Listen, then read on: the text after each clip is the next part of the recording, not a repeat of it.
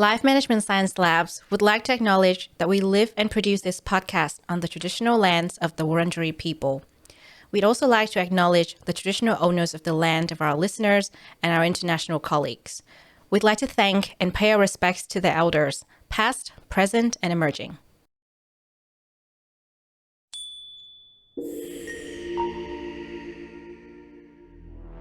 Hello, everyone, and welcome to Doing Well, the Wellbeing Science Insights Podcast produced by LMSL, the Life Management Science Labs. We are champions of life management science, providing structured insights informed by science and inspired by practice on key aspects of conscious living. Each week, we bring you scientific and practical insights on each element with the expert knowledge of professionals in the field. I'm your host, Lu Ngo, coming to your ears from Naarm, Melbourne, Australia. Let's learn together. Hello, everyone, and welcome back to Doing Well. And we're here to talk about well-being every single week. Today, I am here with Sunny Weber to talk about how does the human-animal bond correlate with human-nature relationship. And I'm very interested in this topic and very excited to talk to Sunny about this for two reasons. Number one, I'm a cat mom, so I really love talking about this bond. I love my fur babies. And second of all, Sunny is the perfect expert to talk to us about this. I got a little teary when I read the your bio, Sunny, because I just see how much you love and treasure this bond that we have with animals and how much you care about them. So just for our audience to know, Sunny has over 30 years in animal welfare advocacy. She has experience in rescue, fostering, medical care service, and therapy dog evaluation and training, shelter and sanctuary work, and specializes in the rehabilitation of fearful animals. Sunny has rehabilitated, then rehomed hundreds of dogs, cats, and horses. And there's so much more to what she does. And I'm going to throw over to Sunny to talk about her expertise and her journey right now. Sunny, thank you so much for joining us on the show today. It's been a very hectic afternoon for you sorting out how we're going to do this virtually. So we really appreciate you being here, your patience.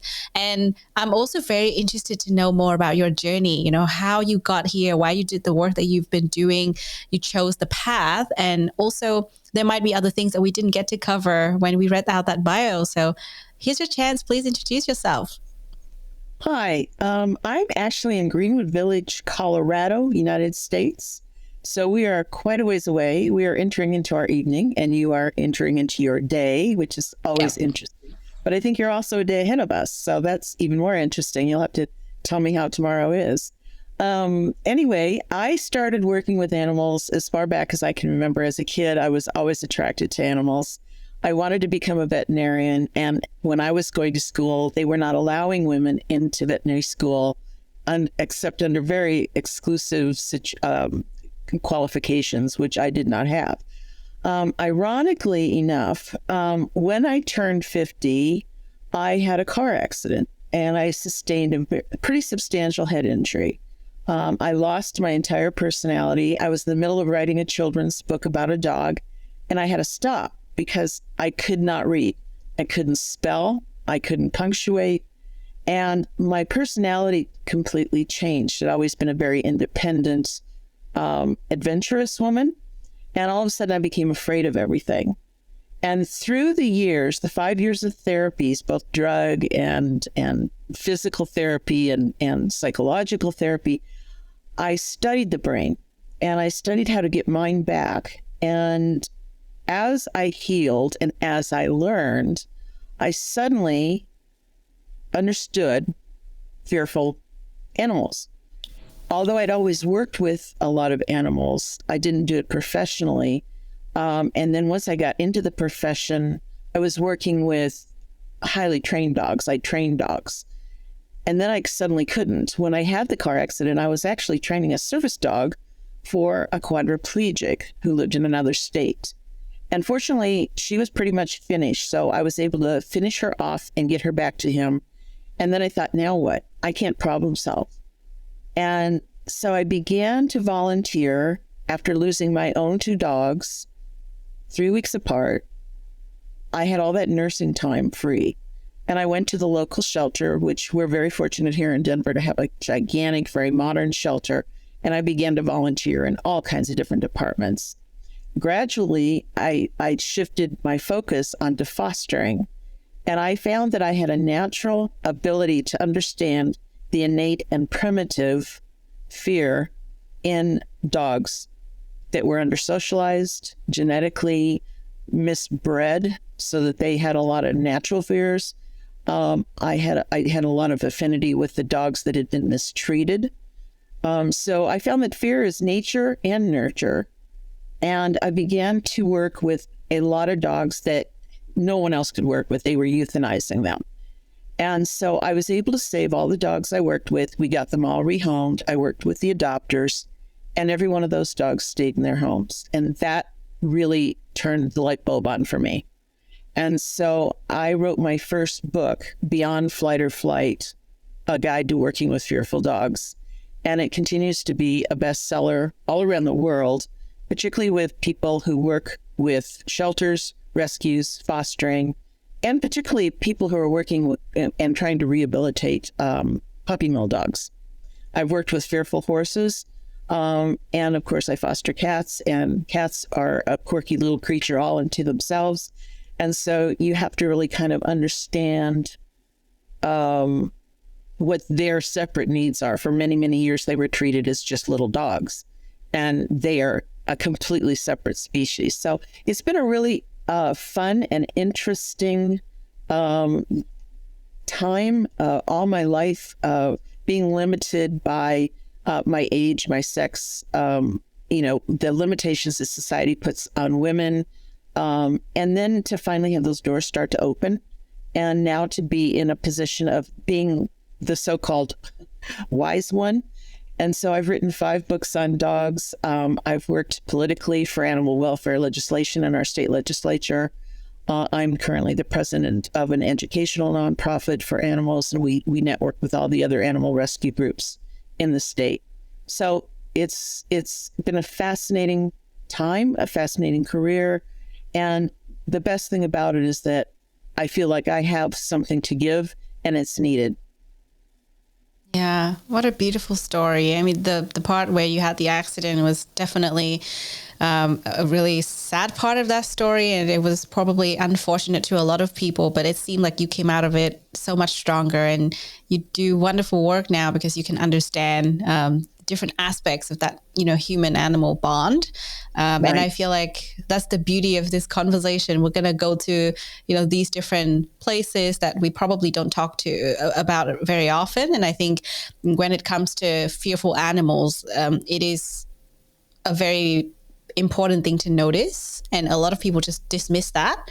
I know a lot of my friends who get, rescue dogs, or they foster rescue dogs. And it's just kind of like this whole new different world where you learn unconditional love, you learn how to heal them and heal yourself in the process. And I feel like that is something we can totally explore in a little bit. So I'm keen to find out more. And I know you have wonderful insights you're going to share with us. So before we do that, we have this fun section we called Have You Met Sunny, where we get your recommendations when it comes to some of the things that we would like to know about. Because this show is all about learning these combined, the serious ones and the fun ones as well. So the first thing that we always ask our guest is a book. What is a book that you would recommend? I am a voracious reader, and I love to read about human/animal behavior and how they combine. So one of the favorite books that I just finished isn't as much about animals, although they do come into it briefly. It's a book called The Better Angels of Our Nature. It's by Steven Pinker. And it's about the evolution of the human species, because we are animals. And as we evolved away from the tribal and hierarchical brutality and violence into the development of empathy and justice systems. And during that period of time, we suddenly began to start up and be aware of the human rights movements, the child rights movements with child labor laws, and of course the animal rights movements. All those came about at approximately the same time around the turn of the last century. And this book gave me such hope, because you see so much violence and cruelty in the world today. that this book really had statistical evidence of going back through the millennia to the beginning of humankind and how we evolved as a species. So The Better Angels of Our Nature by Steven Pinker. Yeah, what a beautiful recommendation. Thank you. And how about a movie that you would recommend? Well, this movie, I love humor. I don't like to be depressed. I go to movies to unwind. But this movie is a Netflix produced movie, so you can only find it on Netflix. It's called Don't Look Up. I don't know if you've ever heard of it before, but It is a blockbuster. And it tells the story of two astronomers attempting to warn humanity about an approaching comet that will destroy human civilization and the entire planet. Now, as they're trying to get the word out, the impact event, which is the asteroid striking the Earth, they are trying to alert all the different peoples on the world, and different governments, etc. And it's an allegory for climate change, which is the way it was originally written, although it can also apply itself to a lot of political situations as well that we're in that are not quite as large a picture as climate change. But the author originally wrote the story as an allegory about climate change and how everyone should be so alarmed it was happening and people are sticking their head in the sand, so to speak. It is a very supreme example of satire. It's difficult to watch in a lot of ways, but it's also got some extremely hilarious points to it. They are trying to alert the governments, the political candidates, celebrities, and the media who remain indifferent to what's going on. They're all focused on their own little worlds of, what is it? Is it going to make me money? Is this going to make me look good? It's a lot of small pictures packaged into one great big picture that if we don't do something, it's not going to matter. It's not going to matter how much money you have or, how people see you because you're not going to be here. So that was a fabulous, fabulous movie. And I've seen it 3 times and I still see new things every time I watch it. Wow, that's super cool. I mean, I've seen this movie on Netflix in my recommendations, but I just never brought myself to watch it. Now I have to. Thank you. Yes, you do. You have to watch it. Absolutely, I will. That sounds great. All right, so you're on a podcast now. This is a must ask. Which podcast would you recommend? Again, back to Steven Pinker. The Life of Mind. He has an it's intellectual, but the way he presents it is very digestible for the average brain like mine.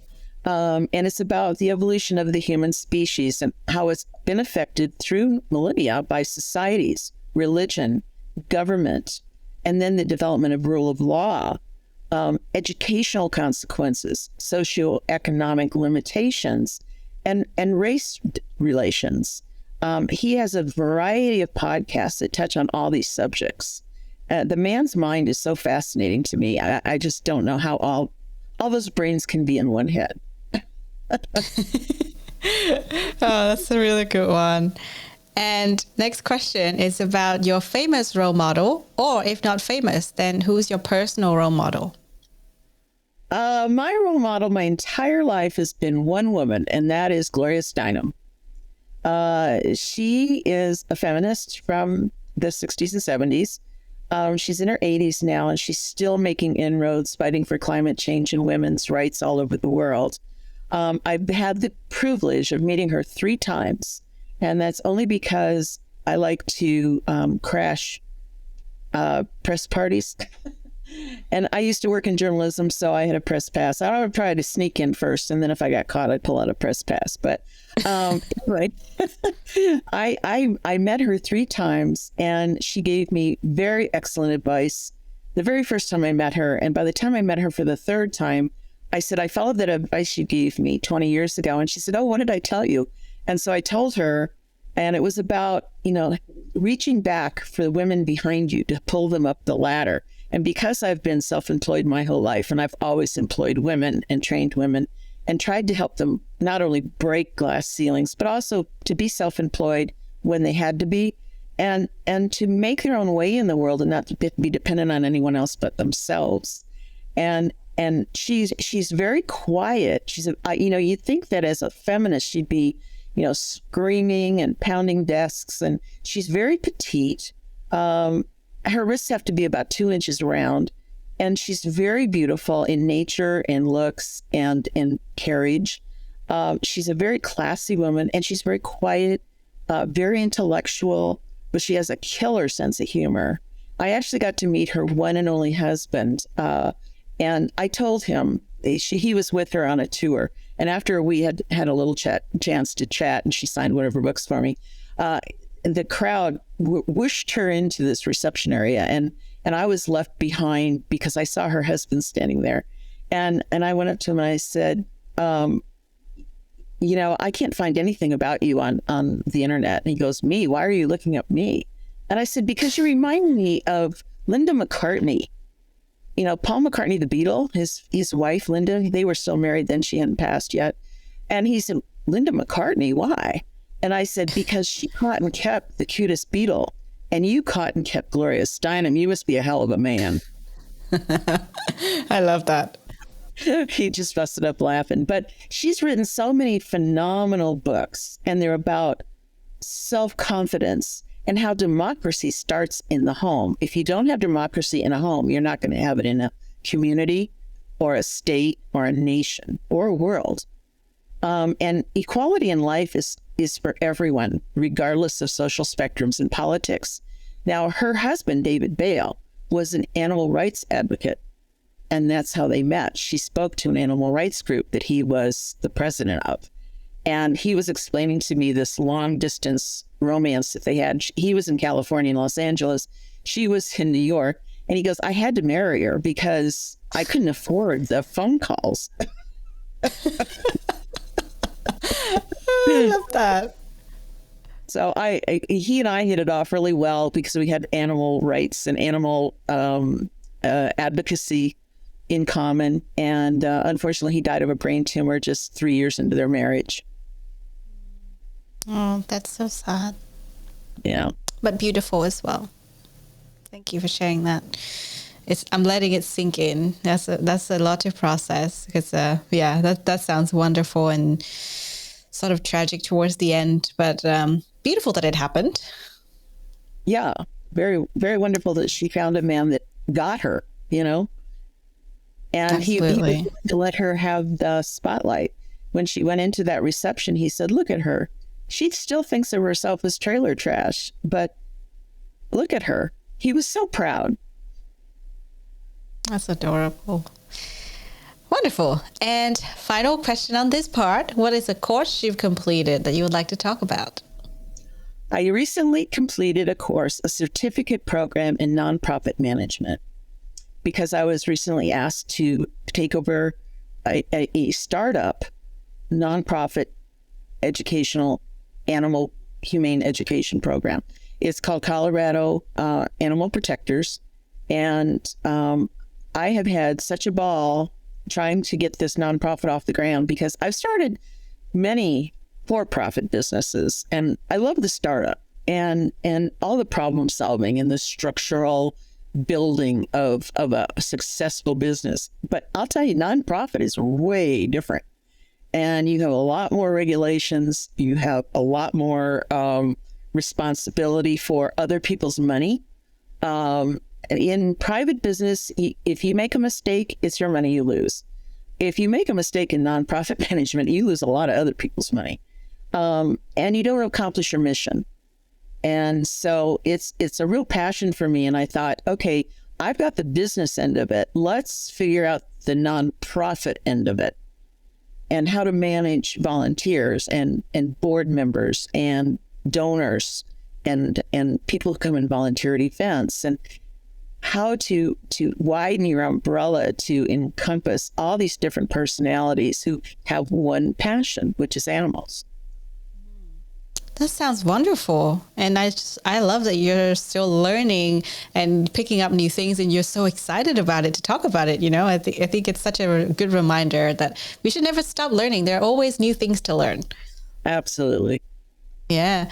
All right. So now let's get into the main part of this conversation where we're going to talk about this special human-animal bond. And we touched on this a little bit earlier, but it's also about the human-nature relationship, which is probably a new thing for a lot of people, especially to those that don't get exposed to a lot of animals. They don't have pets, or the concept of having a pet is weird to them, like myself a few years ago. So I think this conversation will be very enlightening to both people that are used to having animals around and people who are super new to this and they have no idea what they're in for. So first of all, before we get into that, this show is about well-being. So let's start with well-being. Sunny, what does well-being mean to you? My own definition of well-being means a feeling of personal balance and harmony, hence my overall happiness in life. Well-being for me is, number one, contentment in my current state of being. Number two, a sense of control over my life's journey. 3, feeling fulfillment when looking into my past, continuing to have the energy and drive to accomplish contributory projects in my future. And number 4, existing in an environment that fulfills my need for space, peace, and connection to the natural world I live in. That's a wonderful definition. And I think it's beautiful that each guest has a very different definition when it comes to their well-being. And I say this all the time, their definition speaks a lot about them. And it's so clear that you're a woman of service. You're talking about all these different aspects, not just for yourself, but also for others. And I think that shows already through your work and through what you just shared earlier. And now it's just a reaffirmation that it is who you are. And when it comes to well-being, we also notice that there would be several misconceptions that people encounter. Now, this is based on their background, a lot of different factors, and their upbringing, their cultural differences, who they are at their core. And this means that it depends on the definition. You'll notice the different misconceptions. So based on your own definition, what are some of the misconceptions about well-being that you've noticed in others? I feel many people fall short in their sense of well-being when they base the criteria for it on superficial, selfish, and short-sighted goals. They continually feel anger and frustration when they inevitably come up short. Misconceptions occur when people define well-being by basing it on unnecessary but needy power over others, greed for overabundance of material wealth and possessions, an arrogant sense of superiority, personal entitlement to use other humans, animals, nature, or the environment for their own focuses and self-aggrandizement. Inability to comprehend life through altruistic, compassionate awareness, and never connecting the fact that they and everything everywhere are just cogs in a gigantic cosmic wheel. And an overabundance of self-absorption will bring isolation, discontentment, and disappointment, regardless of the financial or material success one achieves. Yeah, absolutely. I think you touched on quite a few big topics right there, because I think a lot of the times our other guests have mentioned that when it's external, it's not the true sense of well-being because it needs to come from within. And all these external factors can change, they can shift, but our well-being should always be within ourselves, and we always can find it in here. And in fact, earlier today, I had another conversation with another guest, and she was talking about a very similar thing as well. So those are some very good points. And I think one of the things about internal factors when it comes to well-being is the bond we have with others. So going back to the topic today, we're talking about the human-animals bond, right? And to me, I don't know about you, I'm sure it might be something similar, or you might find some differences. But to me, ever since I started having pets, I have this this sense of well-being that's elevated. And it's like this unconditional love that I didn't understand before. And I know a lot of people are saying, oh, like some of my friends are kind of saying, oh, you're a cat mom. It's like you're a mom. And I'm like, well, I know that I'm not a mom because, it's very different to raise a human, and that bond would be completely different. And I respect that. But I also feel this connection that's completely different from all the other kinds of connections that I've had in my life. And it's so important to me. And it's something that keeps me grounded. You know, like I lost one of my cats last year and it completely devastated me. And, after that, I just realized, how precious they are and how much time we actually have with them. And sometimes when I'm caught up in my busy day to day, I just forget to pet them as much as they would like to be petted. Or, I don't pay attention as much to their diet, what they're doing. I don't play with them as much. And I feel like that impacts my well-being, or it can show me how much my well-being is impacted as well. And so that is really important for us to start by defining this bond. And I know not everyone has pets, but I think this conversation might help them to understand and imagine what it's like to have this bond with animals, or if they live in areas where they can get, easy access to animals around them and have that bond. I think this would also apply. So the question here would be, how important do you think the emotional bonding between humans and animals to our well-being? Well, I think it depends on the person. Humans are biologically large-brained social animals and need connection to others to feel fulfilled. All human babies are helpless and born with an innate need for nurturing by a primary caregiver. As toddlers reach a cognitive need for making contacts outside the immediate mother-father cocoon, they turn to other people, especially other toddlers, and also to animals in nature. Teenage humans attach emotionally more to their peers and pets than parents, and it's in their first steps towards intellectual self-awareness and independence. Young adults have to take that independence and separate from their family core and attach to outsiders such as their own mates, friends, business, and social connections. They often seek the acceptance of a pet to aid in those transitions, as well as practice caring for another dependent being. Eventually, more altruistic needs eventually surface in the adult as they develop a larger scale, society-focused mentality, which evolves into contributory involvements. This is when their time and money benefits charity work, often within the pet and nature nonprofit activity. Ideally, all along the maturity spectrum of humans, close bonds with pets can enlarge the scope of our vision of our own world. Caring for another, particularly one who is dependent, matures and develops the human psyche to awaken to kindness, emotional attachment, respect, and compassion for those outside the narrow bonds of humanity, and encompasses non-humans and nature.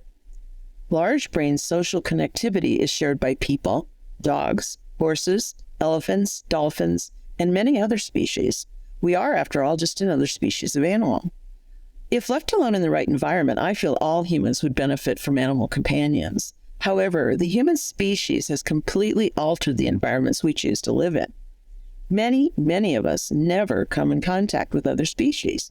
Therefore, we never experience the human-animal bond. Those who do not may even go so far as to alienate their own offspring by projecting their own ignorance and inciting irrational and uneducated prejudices about animals. Children, after all, must be taught to fear, to be cruel, and to hate. In my book, City Dog Walking, Safety and Etiquette, I cite the history of the human-dog bond through millennia. The changes in human lifestyles have broken many of the bonds we initially had with companion animals, such as the hunter-gatherer societies morphed into agricultural settlements, then moved into industrial cities and clusters of high-density living. With the advent of the age of information, through remote working, many of us have returned to the isolation of farm life, but within the concrete jungles of cities. Pets answer our needs for companionship in more and more instances. Conversely, there was a huge uptick in animal adoptions during the COVID lockdown. Now that people are migrating back to human socialization through return to offices and social life, those newly acquired pets are being given up in record numbers, and the shelter capacities all around the United States, for sure, have really been overwhelmed. People took in homeless animals while it suited their own needs. Now those pets are homeless once again because of the lack of real human-animal bond with their adopters. Our own well-being should exist alongside the conscious awareness a well-being of the animals we share our world with. We have dragged animals, especially our pets, into highly unnatural lifestyles for them as well as for us. Our acceptance and rejection of bewildered pets reflects the fickleness of human commitment all too often. And yet, fortunately, in innumerable cases, the original bonds do endure. Yeah, thank you for that. I'm just processing the information. That's quite a bit of information to digest, because you mentioned, first of all, the bond that we have with animals and how, we no longer have access to these animals as much because of the way that our lives are structured. Because I remember there was a time that I would see animals on the street in the city where I'm from. It's a capital city of Vietnam, and it's a pretty big city now. But I used to see animals on the street quite a bit. Now, you barely see any, even dogs. Very rarely would you sight them. And so I'm kind of thinking about that. And then you talk about COVID and the fact that a lot of them are abandoned. And it's kind of like, that is true. It's been an issue for quite a while now. And I think it's a very one-sided relationship. When we need them, we get them. We build a bond with them, and they also build a bond with us. And then when we don't need them anymore, we abandon them. That is super sad. And to me, I can never do that personally. And so I think to our well-being, when you said it needs to exist alongside the well-being of these animals, I completely agree. But I guess a lot of people just overlook it because, right. They get busy, they get caught up in life, or they made the decision out of loneliness, not because of the love for animal, not because of building the bond. And I guess that's where things went wrong.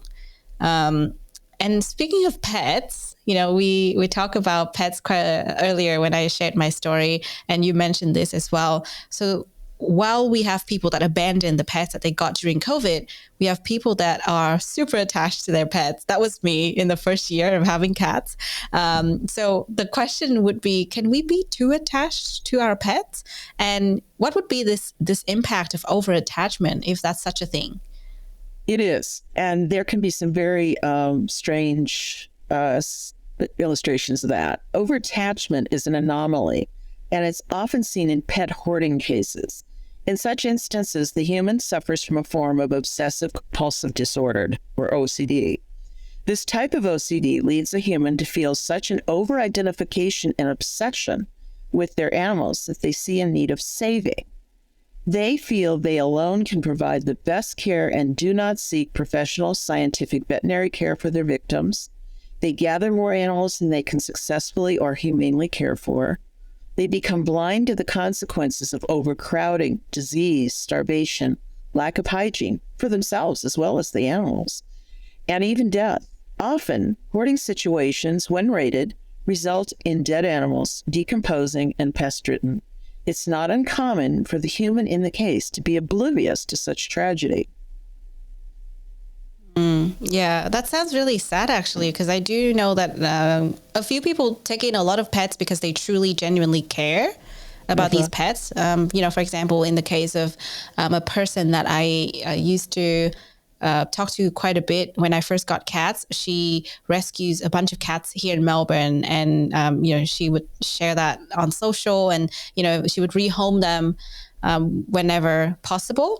And she has a lot of cats herself, and the love is just unconditional. I just really, really admire that. But on the other hand, I also know people that have a lot of pets and they just don't care about them. So yeah, it's kind of like this spectrum of two extremes. And I guess being too attached might be a thing in the hoarding definition. That was interesting. But what I have found is when I talk to people who own a lot of pets, or, who actually, really genuinely love their pets.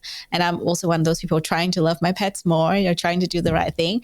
I feel like once I started that journey, I felt like a better person. And, I felt like I'm more patient, I'm more caring. I clean more often as well, because, there are cats around. So I clean my apartment more often. I really love that. So I feel like it's also part of your development, right? Like, I don't know about having both children and pets, because a lot of my friends do that at the same time, or they have pets and then they have children. So it's kind of like this learning curve would be completely different. So I'm speaking here only on the front of having just pets. So when I started having pets, I noticed all of these positive things that started to develop within me. So I think there must be something here. And I wonder from your work, do you notice if there'd be any sort of relationship between this human-animal interaction in the character development of a person, of humans? Absolutely. For example, the 5 main character traits that are commonly labeled in psychological tests are openness, which is imagination, feelings, actions, ideas, values, adventurousness, things like that. Conscientiousness, order, self-discipline, competence, achieving, striving, etc. Extroversion, warmth, friendliness, assertiveness, outward-focused activity, and positive emotions. Agreeableness, trust, compliance, modesty, altruism, sympathy, cooperation. Neuroticism, hostility, depression, impulsiveness, anger, vulnerability, and self-consciousness. Socially approved character traits are admirable, but sometimes difficult to parse out of a person without intimate knowledge of that person. Even so, you can think you know a person well, when in fact, even with years of relationship, the mystery of the other's psyche can still shock.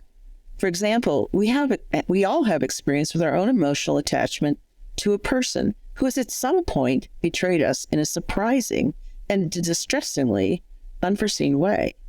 Personally, I look for positive character traits on the simplest of levels. How does the person I'm interacting with treat animals? Compassion, kindness, and willingness to put the other to the front of concern tells me whether the person I'm dealing with is going to be my kind of human. Yeah, absolutely. I think it shows so easily when you're on the street and you see a group of people and then you see a dog and then you see how they interact with the dog. I mean, a lot of people have trauma, because of their childhood, something might have happened, so they dodge, and that's totally normal. But then you also see people that just go and pet the dog and, have this really special bond. And you also see the reaction of the owner as well. Some of them are very happy for their dogs to be petted, and then the others might just not be super duper happy. And I noticed these little like micro movements in their faces, and I'm like, that's a really, really nice person. Oh, that person might not be so nice. I just noticed little things. It's just really similar to what you just said. I found that to be very interesting. But I think another aspect of this as well is, we mentioned this briefly before, during COVID, people get pets and then they abandon the pets. And a lot of them do that out of loneliness. But at the same time, we also have people that are lonely and they know that they want a companion and they truly invest in these relationships. So that there are multiple ways this can play out. And I wonder what would be some of the ways that this human-animal relationship and this bond correlate with loneliness.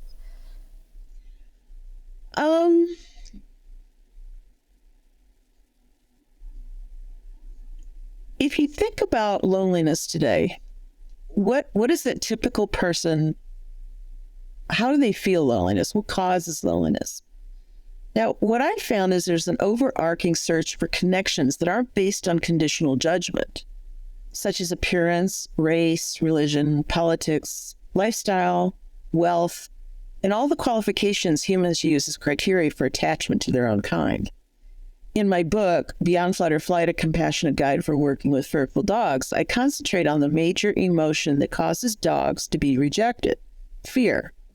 However, I also discuss the other five primary emotions that Charles Darwin, the explorer, wildlife illustrator, and creator of the theory of evolution, defined.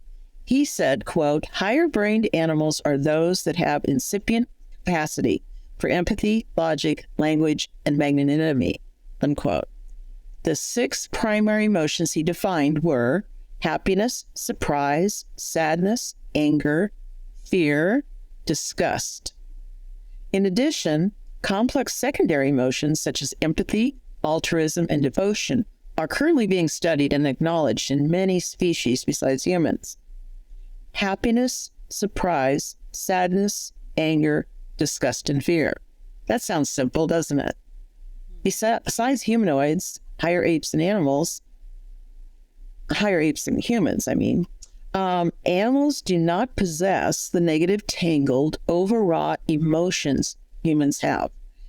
They do not operate with the ulterior motives that are based in the power plays common in human relationships.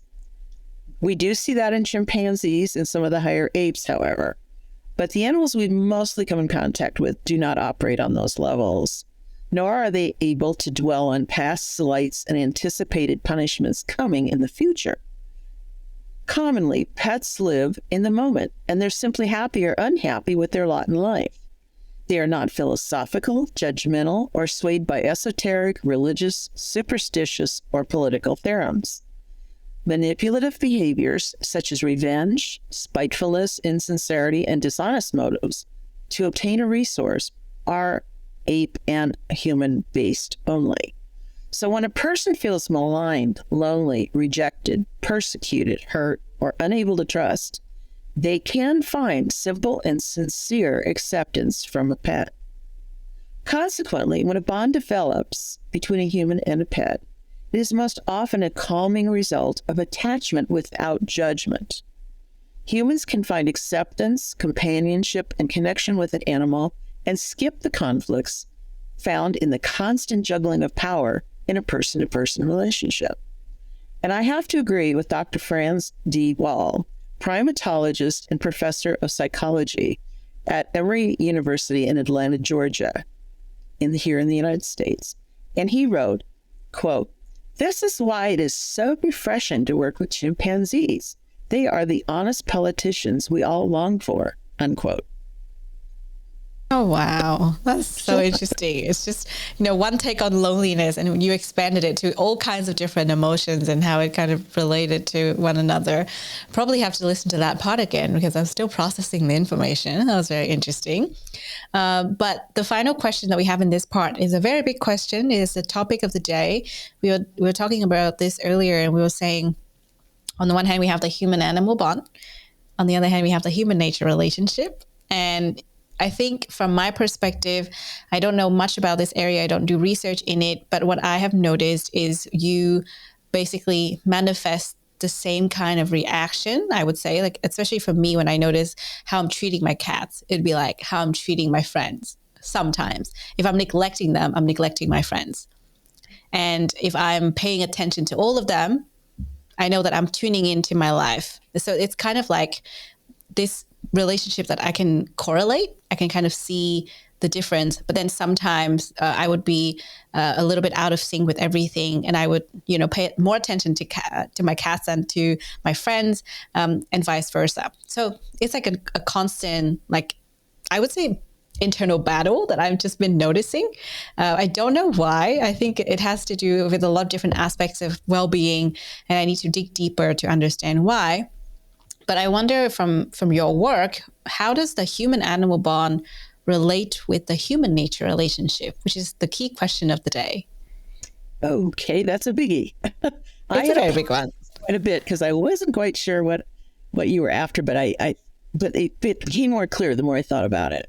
There's a fascinating book that I absolutely love. I've kept it for decades. It's by British anthropologist Desmond Morris.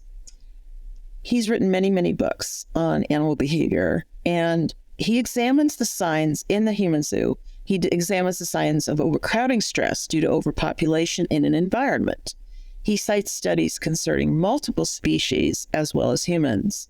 The main difference, he explains, is that domestic or wild animals are most often crowded due to humans forcing them to be, such as in zoos and shelters, while humans choose to overcrowd themselves, such as in cities.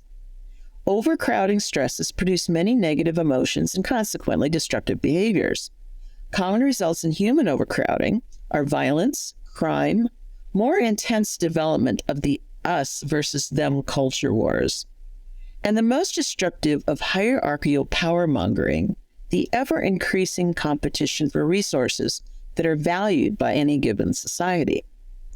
Animals react to overcrowding stresses in less vengeful ways, most often by just trying to escape what makes them uncomfortable.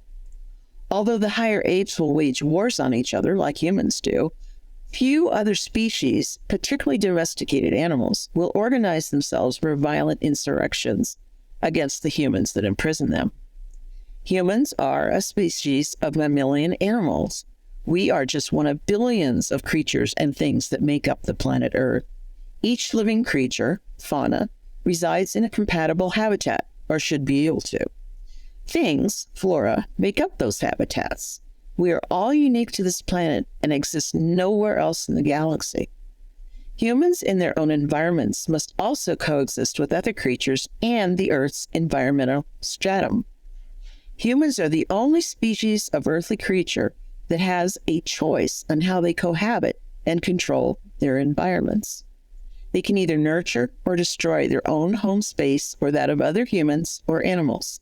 They can and have made gigantic debacles of destruction all around the globe.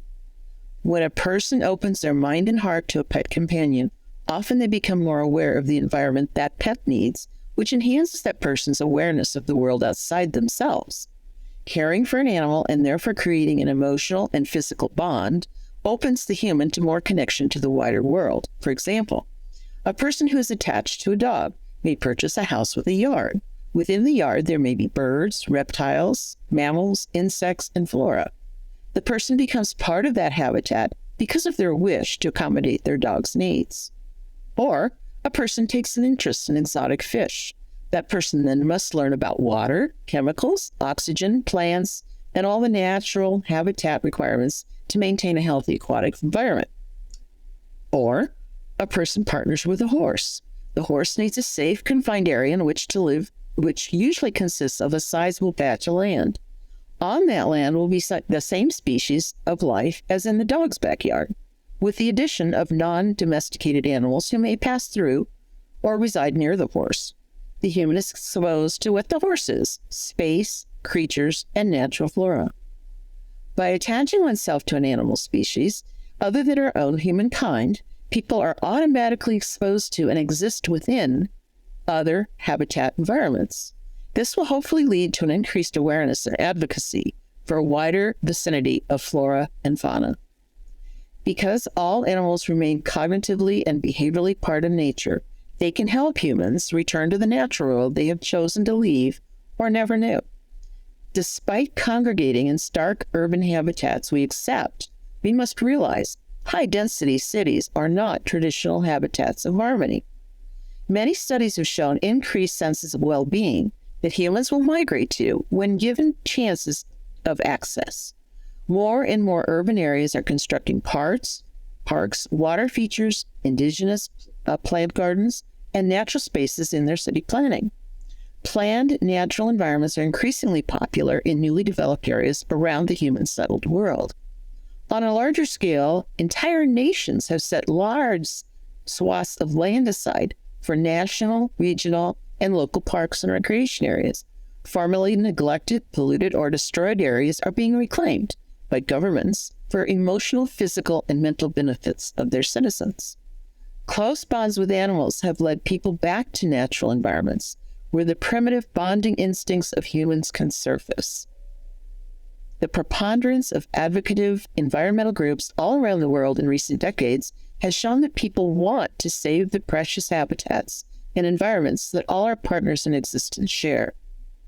The human-animal bond is responsible for awakening human beings to the fragility, beauty, and nourishing effects of returning to our planet the rights and care that we have for so many years taken for granted and taken away. Yeah, that's a very big one, right? That you said it's a very big question. I couldn't agree more, because right. I think I don't really pay much attention to the environment that I'm in most of the time. And then, since having pets and started to think about having pets, I started to notice, okay, what can I do in this environment? Because, it's an apartment that I have. Like, I'm going to have cats. How are they going to, have the interaction they need? And obviously nature is such a big part of animals' lives. And I know that most cats are supposed to be domestic anyway. Not all of them are outdoor cats. My cats are the same, but I feel like sometimes I still I want to let them, get out and see the world. Cause like their whole world is just my apartment. So I sometimes take them out into nature, and then I feel like that's when I feel the bond, like the human nature bond. I'm like, oh, this is actually quite nice because I'm here. I'm bringing my cat out. I really need to pay attention to everything, and just really be mindful of the surroundings. And, like there would be other dogs that might scare the cats, or the cats might scare the dogs. And I don't know what I'm going to do in the future in terms of choosing the living environment, but that it's a good point, because some people might choose, a place that's more spacious so they can have space for their pets. Like you said, dog owners will have backyards for them. And I think that's a really good point, because sometimes we choose our living environment when we're alone very differently from when we're actually with pets. And in the bigger picture, this talks a lot about nature, because if this is what we're doing with our pets, then what can we do beyond that? Because we're not just living in our little bubble. If we're living with pets, we should know the animals, and there are animals out there as well. And we're just slowly taking their homes. I know it's a very big issue. It's not easy to be addressed, because it's easier said than done. It's like, oh yeah, let's protect the environment. But I think it starts with awareness. It starts with having pets. And I know that a lot of my friends, when they have dogs, they go and explore with their dogs, and they start to pay attention more to nature, places that are safe for the pets, and, just get that connection. So I think it's a good start. And I think later today, I'm going to have another conversation about pro-environmental behavior, which is going to be interesting, because this conversation that we just had is kind of opening doors for a lot more discussions. We tend to not pay attention to nature. And at least for me, that's what I've noticed. Living in the city arrangement here in Melbourne, I do get exposed to a lot of nature, but oftentimes I'm busy and I just go out and get my coffee and I come back and I just don't really pay attention. The pets truly help. And, getting exposed to these things also act as reminders for us. So I think this is a good start to a very much bigger conversation. And thank you for sharing those insights. So now we're going to go into a part where it's a bit more practical. We covered a lot of the theories, that now let's get practical with the practice. And I know that you work with a lot of animals, so you would probably have the perfect practice for this. What is a practice that you do to improve your human-animal bonds? Oh, there's so many. Well, I board dogs and cats in my home, and I specialize in special needs, elderly, timid, medical issue, and I keep my behavior and animal knowledge sharp by working with many different animals that people have owned and now need to leave for a period of time for vacation or whatever reason, and that's been really a lot of fun to have animals around that are different, that I can study, that have different personalities. That's one thing I do. The other is writing my books, and I do a ton of blogs, and I do a lot of pet magazine articles. I do a lot of research for blogs and the articles, so that keeps my intellect sharp, because a lot of stuff I don't actually know. I need to go look it up. I need to interview people who know, like you're doing today, that know more about it than I do. I just always try to keep my mind open to learning. I think right now, at this stage of my life, after all these years of working with animals and people, I've come full circle, and everything that I've learned, every talent I've developed, every passion I've experienced has come into the work I'm doing for Colorado Animal Protectors, putting together an educational nonprofit that protects, educates about, and advocates for Colorado animals. I'm in charge of the entire startup, and I'm doing everything related to developing the infrastructure, the board of directors, policies and procedures, financial concerns, fundraising. I've developed the website and the social media, and I lead the board on our strategic planning. So all my business background, my educational background, my humane education background, animal behavior, training, my environmental activism, it's all coming together in this one I call it my denouement, my legacy project. And so, yeah, I continue to stay very engaged in the animal welfare movement and different organizations in our state. Yeah. Oh, that sounds wonderful. I think it's very related. It's really related to what you're doing. And I just love that you're keeping that up. But in the context of this practice section, we want it to be also relatable to our audience. So besides all the wonderful work that you're doing, would there be another practice that you would recommend to the everyday people? And this can apply to people who are a little new to, getting this human animal bond, or it could be for existing pet owner to improve the bond. If it's something that's really simple that they can do maybe daily, doesn't have to be a big one, just a baby step even. With their own personal pet, you mean?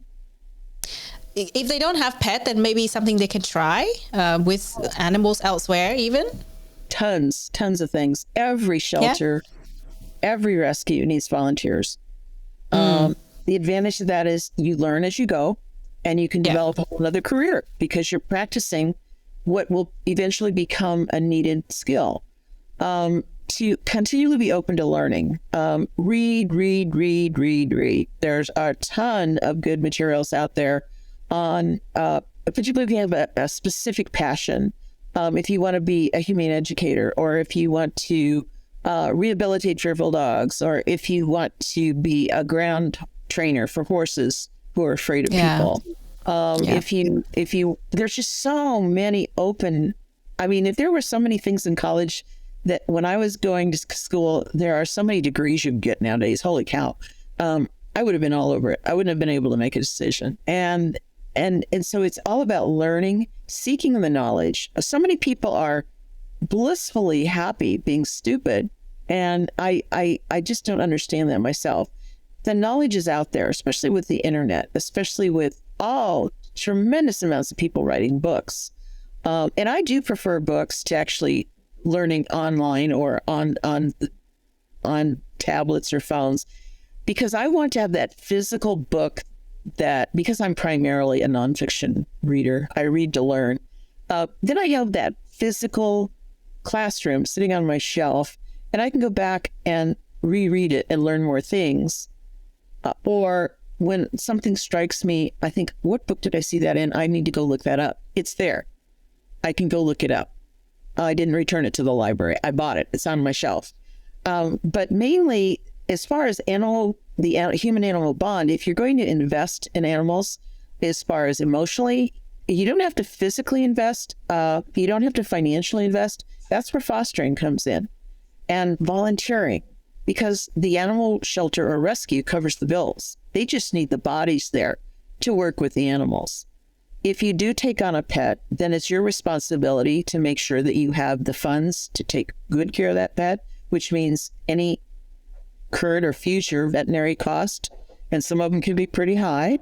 And my little dog, as a matter of fact, is 15, and he just had bilateral cataract surgery, which wasn't cheap. But I'll tell you, I got his personality back because he was deaf. As he lost his sight, he became very withdrawn, and his little personality went away. And so it came back when he got his eyesight back. Aww. And it was worth every penny. And people are saying, oh, he's 15. You want to spend that kind of money on a dog that age? And it's like, yeah. And it's worth every day seeing him read a hand signal, see me across the yard running with his tail wagging. So there's a lot to owning an animal, and you have to be able to predict the costs that will be involved in that, and the responsibilities and the decision making. One of the worst possible things that could happen is to have something medically go wrong with your pet and not be able to pay to have it fixed. And that's just heart crushing. So you've got, before you take something on, do the research. Once you do take something on, find out what that pet needs. Every animal has needs. They need good food. They need companionship. They need a healthy, clean environment. They need shelter. They need love. They need exercise. Different animals need different exercises. I mean, if you get a hamster, you're not going to take it for a walk, but you need a hamster wheel. And everything from fish on up need enrichment. And you can train a fish, you can train a dog, you can train a horse. It's amazing the intelligence that we are beginning to discover in these animals. And to give them the enrichment of using their brain as well as their body is very, very important. I talk a lot about this in my book, City Dog Walking Safety and Etiquette. People look at that book and they think, I don't need a book on dog walking. I already know how to walk my dog. You put a leash on and you go out the door. But actually, there's a lot more to it. And especially understanding the dog's cognitive and emotional needs. There's a chapter in there called, that I talk a lot about, seeking behavior. And people put a leash on their dogs that's 6 feet long. They go out and they walk on a sidewalk and they expect the dog to be happy with that. Dogs are not naturally straight line walkers. You put a flexi leash of 20 feet or something on them, and they're zigzagging all over the place, smelling this and peeing on that. And that's dog behavior. So is your dog walk for you because you want to get aerobic exercise, or is it for your dog to actually be fulfilled and to experience that enrichment that all animals need? So you need to study what your animal needs. You need to study how you can do that for your animal. And there are tons and tons and tons of books that will teach you that. There's podcasts. The knowledge is out there, especially with the internet. And there's no reason to be ignorant on anything again. Yeah. Absolutely. I think you recommended a few different practices there, and it applies to different levels. So say if you don't know anything about the human-animal bonds and you would like to get to know more, then reading is the first thing you can try. I really like that. So it's just educating yourself first. And then volunteering when you feel like you're ready, because I feel like a lot of people, myself included, prior to having pets, I was kind of like hesitant to be close to animal because I didn't understand how they work and, how we can interact with them. But after doing a lot of research, I was like, okay, now I'm ready. Like I would like to pet some cats. So I think, like after the stage of learning, there will be the stage of practicing it by actually volunteering and being close to these animals, and then fostering, and then actually adopting and, having pets, like you said. So many different practices we can try. So that depends on the level of human animal bond that you currently have, I would say. And normally we recommend one practice, but I think for this particular podcast, it's actually good to recommend several because, not everyone has a pet. Not everyone can have access to the funds that allow them to have pets, even if they want to. So there are multiple other ways they can try and go about it. And I think that's a really nice thing about life. Because, there are animals that need the care. And even if you feel like you cannot afford it, there are ways that you can still do that. And I think that's a really nice thing that we can always remember. So in terms of these practices, normally we ask several questions about the practice. But I think for this particular podcast, let's focus on the impact, because we're talking about well-being. And we touched on this a little bit before, but let's round it out by a question related to the practice versus our well-being and perception in life. So how do you think doing all these practices, so depending on the levels, right? A person can try one practice or they can try several practices. At the end of the day, it's to improve the bond that we have with animals. What would these practices do for our well-being and perception in life? Personally, my work is my life meaning.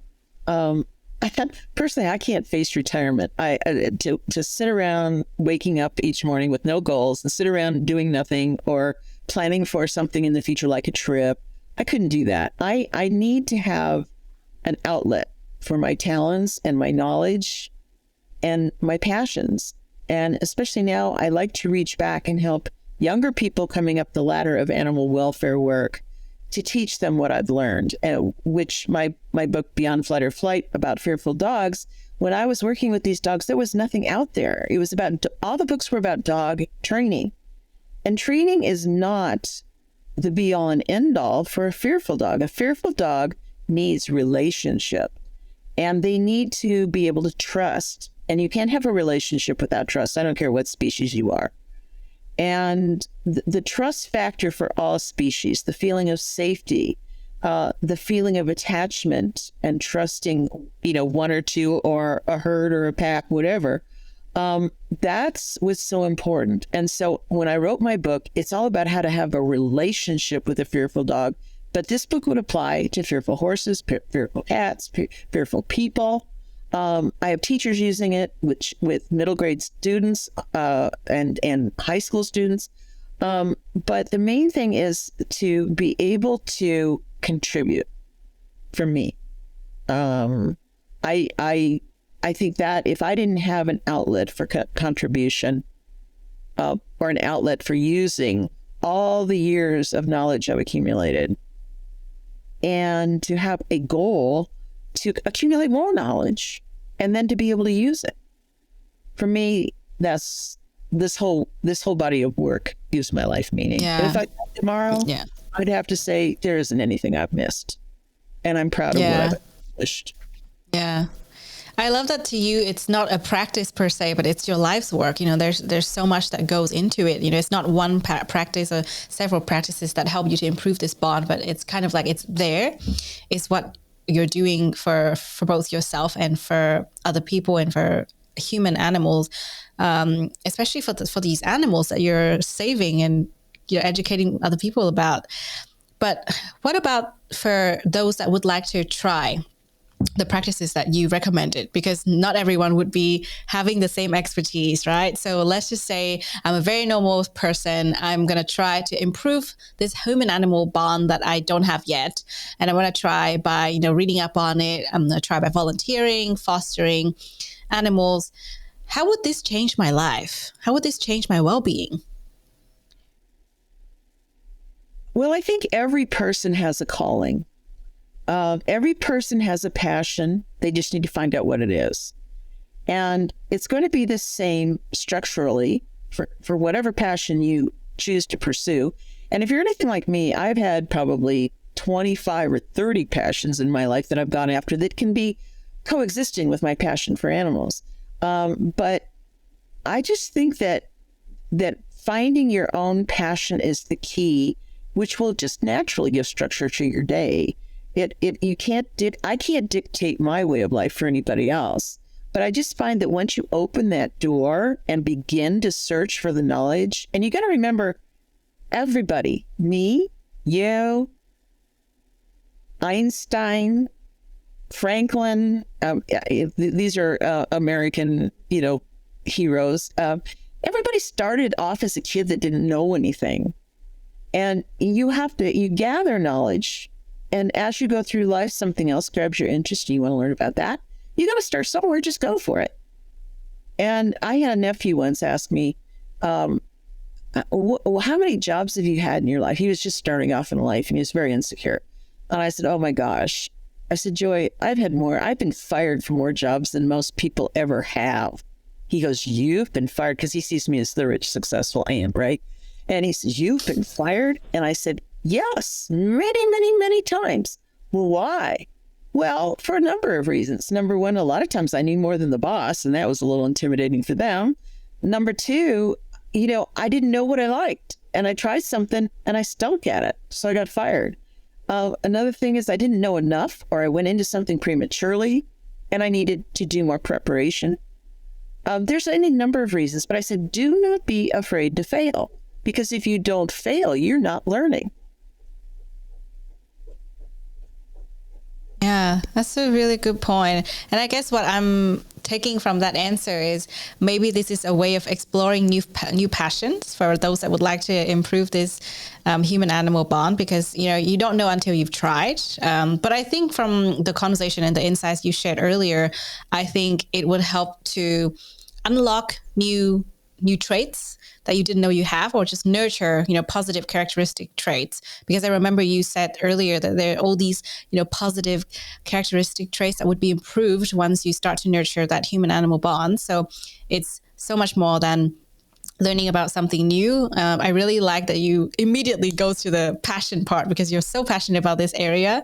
But I think in the sense of our well-being, there are little things that will be improved as well once we work on this human-animal bond, especially for those who are completely new to it.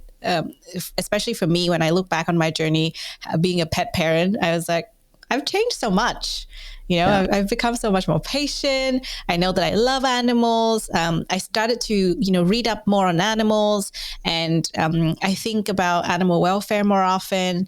So it puts things into perspective when it comes to life. And I think this would help a lot of other people as well. Well, and in addition, if you are passionate or think you are and want to explore more about human and animal relationships, volunteering is certainly the starting point. And the thing you'll find with anyone, and I don't care what country, what part of the world you live in, when you find someone who shares that passion, that love for animals, and you want to get involved in working with them and learning about them, you will never find a more accepting, warm, gracious group of people. And when I first started volunteering at the shelter, there were people with pink and purple hair. There were people that dressed weird. There were people with gray hair walking on walkers. I mean, every single kind of person you can imagine was in one place, and they were all bonded by one thing, and that was their passion for animals. You'll find that in all professions, but you really, really find it in the animal welfare world. And you find Absolutely. hope. You find a lot of hope, a lot of happiness, and a lot of fulfillment in everyone around you, and everyone will welcome you and teach you and help you help who you all love, which are animals. Yeah, absolutely. Well, thank you so much for that. That's so enlightening. And I love that this practice section has become about passion and unlocking new passions. This is very different because normally we talk about micro things we can do, but I think this is a much bigger one. It brings some fresh air to this show. Thank you for that. And the final section of this conversation would be open mic. And as I mentioned to you earlier, before we started, this is all about you and your passion. I know that you're passionate about many things besides animal welfare. So this is your chance to talk about something else that you're passionate about, or if you would like to continue talking about animal welfare, also go for it. I have another real passion for kids, and kids growing up during COVID, all the violence in the world. It just tears me apart. When I was a kid, I'd get on my bike and my parents wouldn't see me all day. I would be gone. I'd get on my horse and I'd be riding through farmlands, and all you had to do was be sure you closed the gate behind you when you went through a farmer's field. It was safe. It was a wonderful way to grow up, with your animal at your side, or you're sitting on your animal and you're going through nature. But it's not like that for a lot of kids nowadays. So what I became really focused on was where does the violence start? Where does the unhappiness start? And as a humane educator working with the animal cruelty investigators at our local shelter, I found that it's often the middle grade years, fourth grade through high school. That's the United States. That would be like, the ages of 12 and up, maybe even 7, 8. But normally it's the middle grade, preteen years where kids who are suffering violence at home will turn to animal abuse. Every single school shooter, every single mass murderer has always started abusing animals. And so how do we go back and spot that and intervene when it's young and it's new and that thrill of killing or hurting hasn't completely developed yet? So I wrote my 3 children's books. They're part of the Pups and Purrs Children's Humane Education series. And each one of them are stories about individual dogs. And each dog narrates his own story. So I call it first paw instead of first person. And it hopefully will help children see the world through the dog's eyes.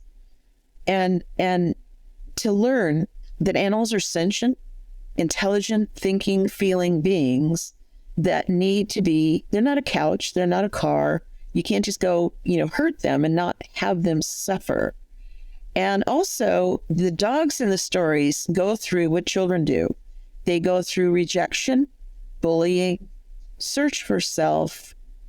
And in every one of the books, there are themes and messages and lessons to be learned through an engaging story. And they are beginning chapter books, so they have illustrations and print. I also wanted to appeal to boy readers because boys are not as big of readers as girls generally at that age. So I've got one book that's specifically, geared towards boys, but also children with learning disabilities like ADHD, like I had as a kid and probably still do, but also dyslexia. So the print is large. There's not a lot of copy on a page, so that when they're transitioning from picture books into chapter books, this is a transitional type of reading style. And so these 3 books tell these stories about the dogs and by the dogs, because I think reading stories by an animal are far more engaging than reading stories about animals. And there's a lot of other animals in the stories besides, and it's about relationship and family and finding yourself and your place in the world as you grow up. So what I've done here is I've tried to curtail the advent of animal abuse through humane education and to intervene while it's still possible before it escalates to violence against humans. In the United States, there's an organization that's we're a partner in, and it's called The Link. And it's the link between animal abuse and the escalation to violence against people. And that's a huge, huge, again, passion for me, is to educate because animals are such a big part of that scheme. Yeah, absolutely. It sounds like all your passions intertwine because, you said this is another passion of you. This is about children, but it's also related to this animals and animal welfare. And I really love that. So thank you so much for coming on and sharing your expertise, your experience, your stories. I think it's been a really good conversation. There's a lot of new information that we need to digest. I'm hoping that you've had a good time. And before we let you go, if our audience would like to find out more about your work, how can they do that? You can go to my website, which is www.sunny, SUNNY, Weber, WEBER.com. I'm also on LinkedIn. You can check my background experiences on LinkedIn. And you can certainly email me at sunny@sunnyweber.com anytime. If you have behavior questions, I do have a behavior business as well, where I help people solve issues with their pets in their homes so those pets can stay in their homes and not get relinquished to the shelter system again. But anything that comes to mind that you'd like answers on, I can recommend some wonderful books, and besides mine, and anything that's related to animals. If you're in an area where there is not a lot of resources for animals, I can hook you up with people that have started tons and tons of different veterinary organizations or behavior organizations, or almost like book clubs where people have dog clubs or cat clubs, and it's a lot of fun. So anything you need help with to understand animals or become involved with animals, you just let me know. Yeah, absolutely, we will. And I think your dog is in the background a little bit, isn't he? Well, he's wandering around here somewhere. Yeah. Did you see? Yeah. No, I just heard something. I saw the plant or something in the background was kind of like ruffling. I was like, oh, there you go. Special feature. It's dinner time. Yeah. Yeah. Well, wonderful. Well, that's the perfect end to this podcast because, we have the special feature from your doggo. So thank you so much for being here once again. I'm sure our audience will reach out to you if they have any questions. It's been a really good topic. Lots to learn, lots to think about. And hopefully we'll have you back some other time. Oh, I'd love to. I've got tons of things I can talk to you about. Yeah, I'm sure you do. Thank you so much. Enjoy your evening. This is really wonderful. I really appreciate it. And anything we can do to help the world's animals, I really appreciate, Chime. Yeah, absolutely. You've been listening to Doing Well, the Wellbeing Science Insights Podcast, produced by the Wellbeing Science Labs, a division of LMSL, the Life Management Science Labs. More episodes are available from 10 life management perspectives and can be found by searching LMSL on Apple Podcast, Google Podcast, Spotify, YouTube, and other podcasting apps available on your devices. If you enjoyed this episode, please rate, share, and subscribe to our channel so that other people can find it and we can continue to provide quality content. More of our work can be found on our website at we.lmsl.net, where you can join our movement. I'm Lu Ngo. Thanks for tuning in.